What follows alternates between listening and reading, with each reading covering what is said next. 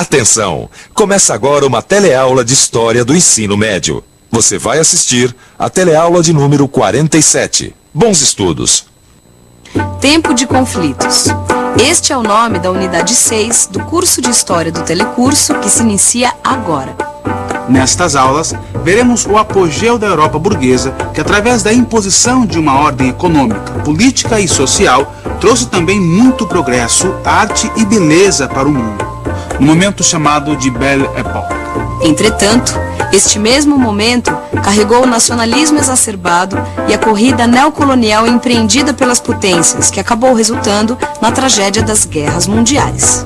Vamos ver que entre os trabalhadores excluídos desse progresso, firmaram-se as ideologias que contestavam a ordem liberal burguesa e que a Revolução Russa marcou a tentativa de construção de uma sociedade igualitária pela via do socialismo. No Brasil, alterava-se a ordem política sem mudar de fato a ordem social e econômica.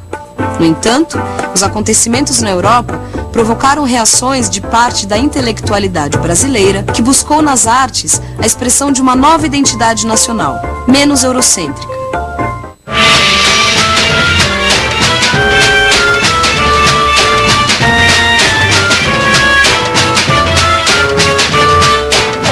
Com licença, por favor, desculpe interromper. Você acha que os trabalhadores, eles precisam se organizar para lutar pelos seus direitos? Precisa sim, né? Todos os trabalhadores trabalham com força, né? Tem que fazer a união, né? Eu acho que sim. Porque se a gente se organizar juntos, a gente vai conseguir, né, um futuro. Tem que ter organização e tem que ter união, né, de cada um.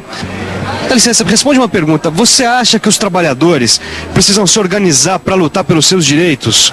Precisam, porque muitos deles são todos acomodados e por isso que o Brasil não vai para frente devido à acomodação dos trabalhadores. Eu acho que eles não têm muito, assim, organização. Acho que para lutar pelos seus direitos. Mas me diz uma coisa, você acha que os trabalhadores, eles se organizam há mais de 100 anos ou há menos de 100 anos? Mais de 100 anos. Olha, há mais de 100 anos, viu? Se você quer conhecer melhor a história da organização dos trabalhadores, você não pode perder a teleaula de hoje. Hoje a gente vai ver que a história da organização da classe trabalhadora começou no século XIX.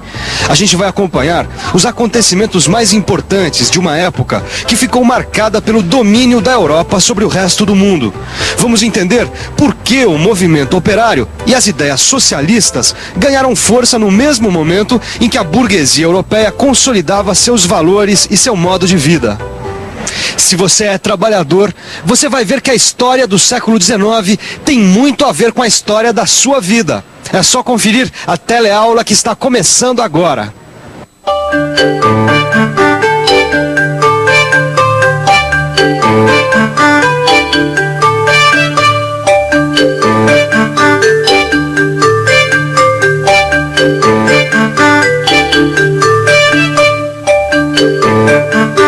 No século XIX, a ciência e o progresso eram um símbolo de uma época que revolucionou o mundo com suas máquinas, suas ferrovias e seus telégrafos. Os burgueses, aqueles ativos e bem-sucedidos homens de negócio, se transformaram no padrão de respeitabilidade, de civilização.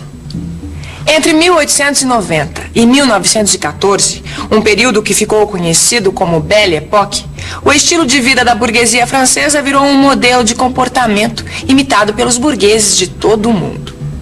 No fim do século XIX, a Europa era praticamente dona do mundo. Um mundo que estava dividido mais ou menos assim. O mundo burguês, que era considerado a verdadeira civilização. O mundo do proletariado, ou seja, a classe trabalhadora. E o mundo colonial, quer dizer, as colônias dos países europeus no resto do mundo.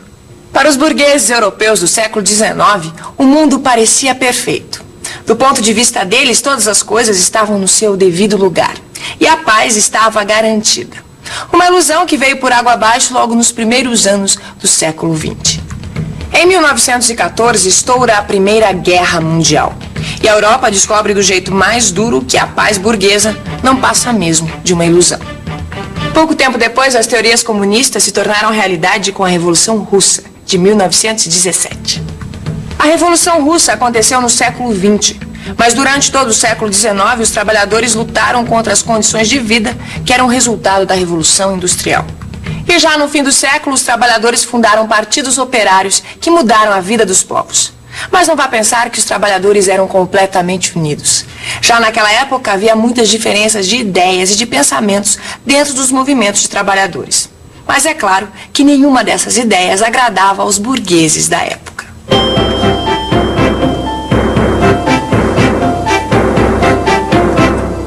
Numa grande cidade da Europa do século XIX.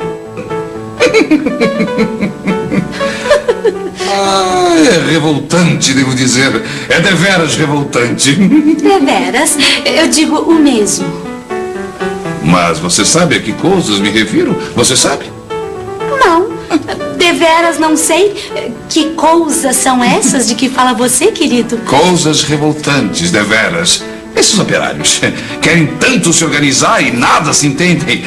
Que incapazes são. Deveras, operários. Patéticos, não são? Patéticos, digo eu. Imagine você que esses socialistas querem transformar o nosso regime social.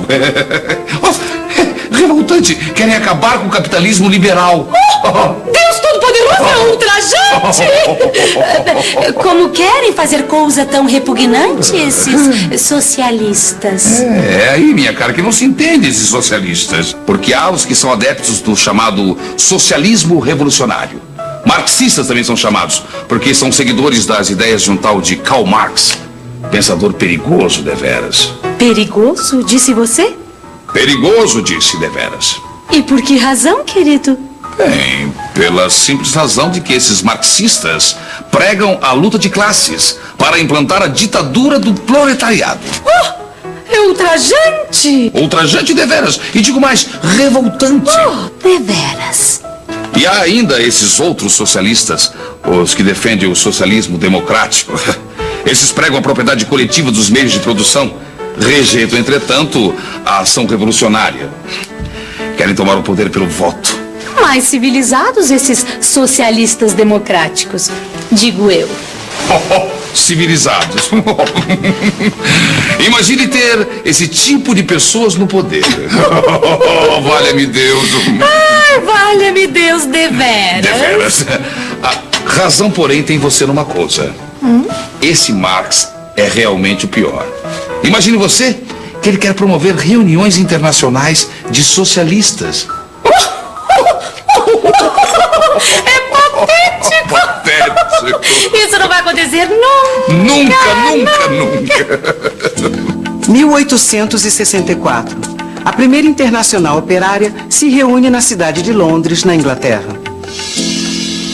Karl Marx, o filósofo da luta de classes, participa da reunião junto com sindicalistas, líderes operários e intelectuais dos principais centros europeus.